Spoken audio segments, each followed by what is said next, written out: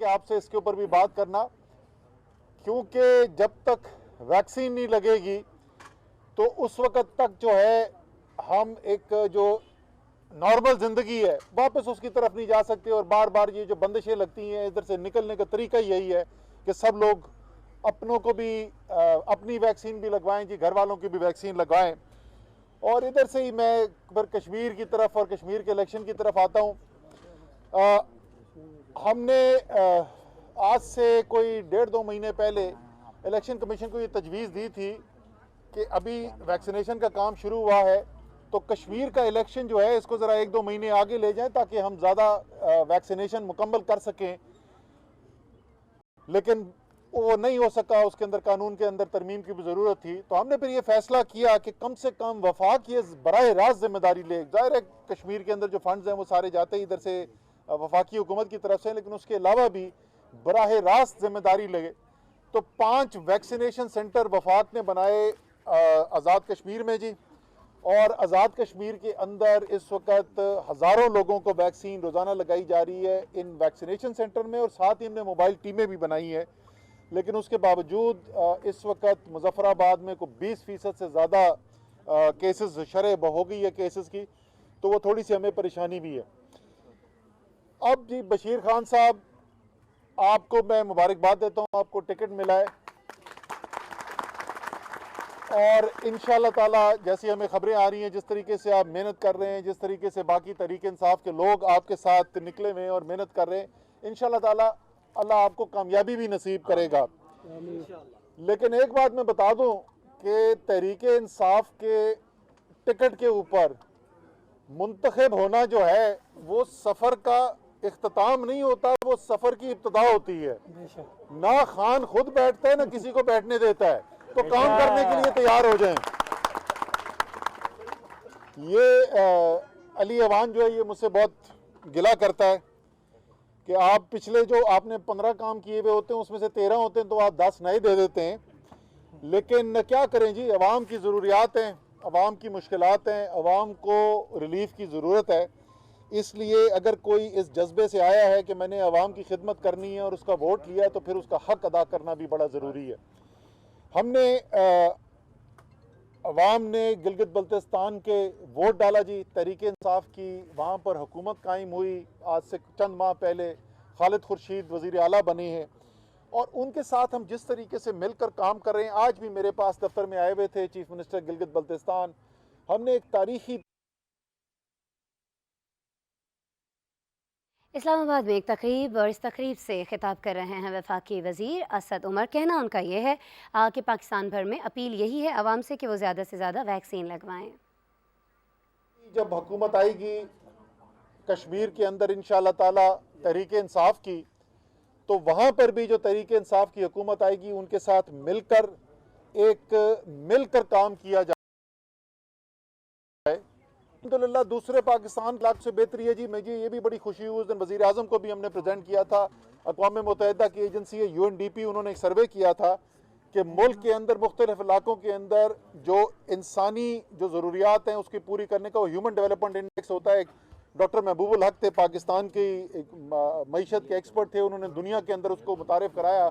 तो उस human development index के मुताबिक अगर आप भारत के अंदर जो मकबूजा कश्मीर है उसको देखें तो भारत के अंदर जो सबसे पसमानदा तरीन सबसे कम ह्यूमन डेवलपमेंट इंडेक्स हैं उनमें से एक जो है मकबूजा कश्मीर के इलाके का है। लेकिन अल्हम्दुलिल्लाह पाकिस्तान के अंदर आज़ाद कश्मीर का जो ह्यूमन डेवलपमेंट इंडेक्स है वो पूरे पाकिस्तान में सबसे ज़्यादा है। तो पहले ही वहाँ पर बड़ी मेहनत हुई है, लेकिन इससे भी हमने आगे लेकर जाना है। और ये कश्मीर के अवाम जो पाकिस्तान के साथ खड़े रहे हैं उनका हक भी बनता है।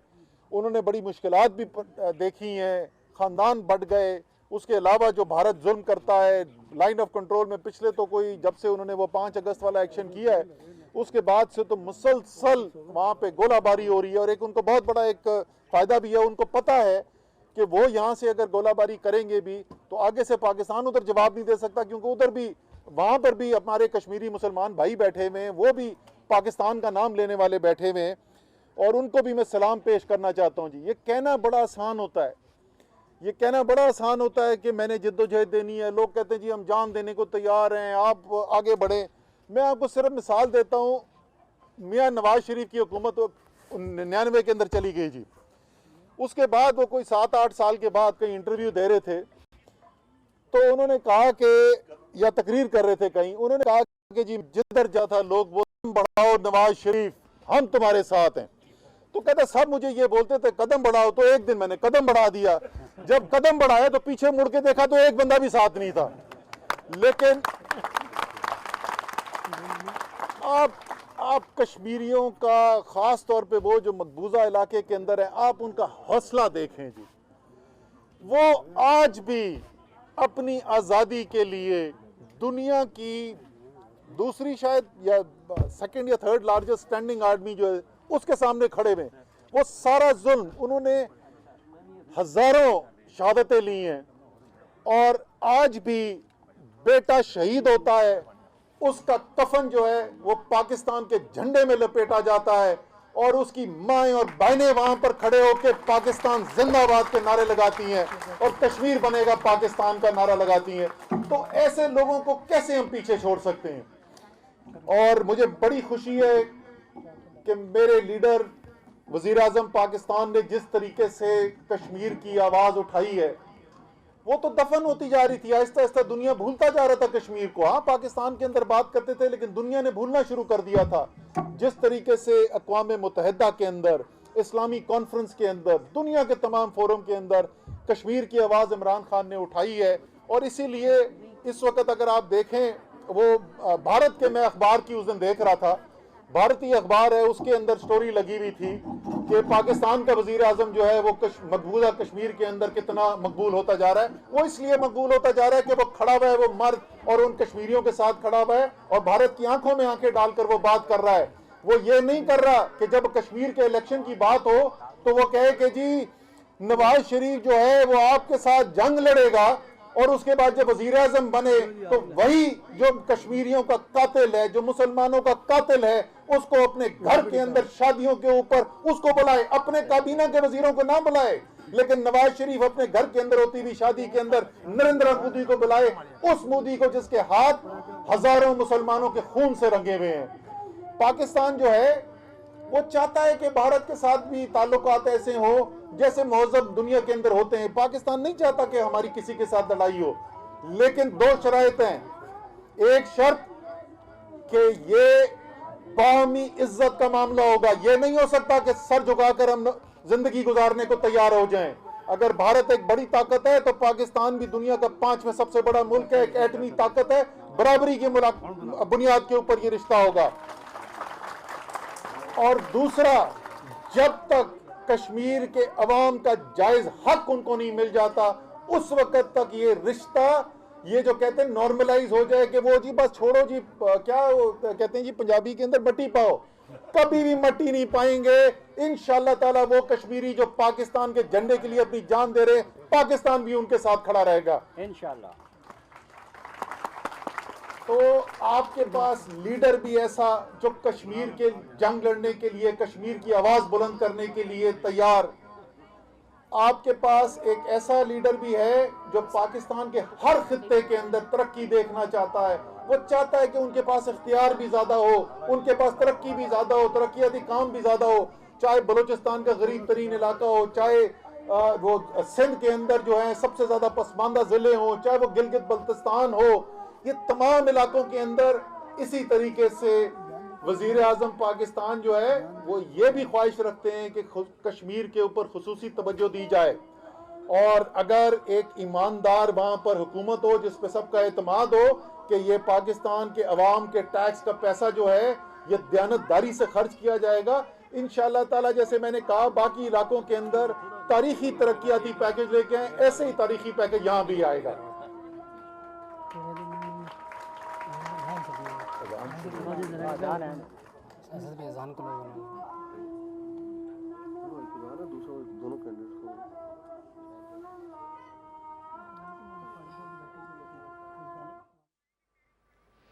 वफाकी वज़ीर असद उमर इस्लामाबाद में मौजूद अवामी इज्तिमा से खिताब कर रहे हैं। कहना उनका यह है कि मकबूजा कश्मीर की अगर बात की जाए तो वहाँ इंसानी हुकूक की सूरत हाल संगीन तर दिखाई देती है।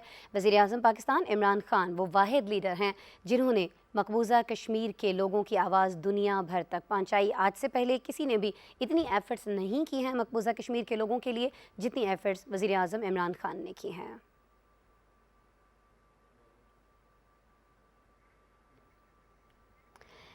वज़ीर मनसूबाबंदी असद उमर आप जानते हैं कि NCOC के इजलास में भी तवातुर से मौजूद होते हैं। उन्हें तमाम तर सूरत हाल से आगाह किया जाता है। ख़ास तौर पर कोविड-19 को लेकर आज उन्होंने बात की है। कहना उनका यही था कि हुकूमत और मुख्तलिफ़ शहरों की इंतज़ामिया ये कोशिश कर रही है कि ज़्यादा से ज़्यादा शहरों के जो लोग हैं वो वैक्सीन लगवाएँ, लेकिन हो ये रहा है कि बहुत सारी जगहों पर जहाँ वैक्सीनेशन सेंटर्स बनाए गए हैं वहाँ लोग इसको संजीदगी से नहीं ले रहे हैं, वैक्सीन नहीं लगवाना चाहते हैं।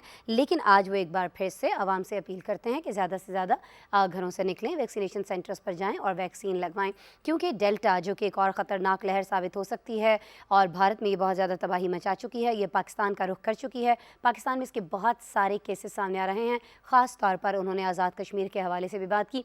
कहना उनका यही था कि आज़ाद कश्मीर में PTI ही को, उनके उम्मीदवारों ही को कामयाबी हासिल होगी। इससे पहले नून लीग और पाकिस्तान पीपल्स पार्टी आज़ाद कश्मीर के लिए क्या कर चुके हैं और उन्होंने क्या नहीं किया, आज़ाद कश्मीर के अवाम ये बहुत अच्छी तरह से जानते हैं। भारतीय अखबारात के हवाले से उन्होंने जिक्र किया कि वहाँ भी वज़ीर आज़म इमरान खान के चर्चे दिखाई देते हैं। आपसे दरख्वास्त है कि बशीर खान साहब को कामयाब करें ताकि इमरान खान का हाथ मजबूत कर सकें, और इसी तरीके से जिनका वोट जो है वो हमारी दूसरे हल्के की कैंडिडेट जो है नाजिया नियाज़, उनके जिनके हल्के के अंदर पड़ता है, उनका वोट जो है वो भी आपने डालना है ताकि ज़्यादा से ज़्यादा तादाद के अंदर इमरान खान की टीम जो है वो कश्मीर की असम्बली के अंदर आए और ये जो एक बड़ी तारीखी मोड़ के ऊपर कश्मीर की जद्दोजहद है उसको भी तक़वियत मिले, उसके अंदर भी और ताकत पैदा हो, और इसी के साथ साथ कश्मीर के अवाम की जो ज़रूरतें पूरी करनी है उसके अंदर भी मदद हासिल हो सके।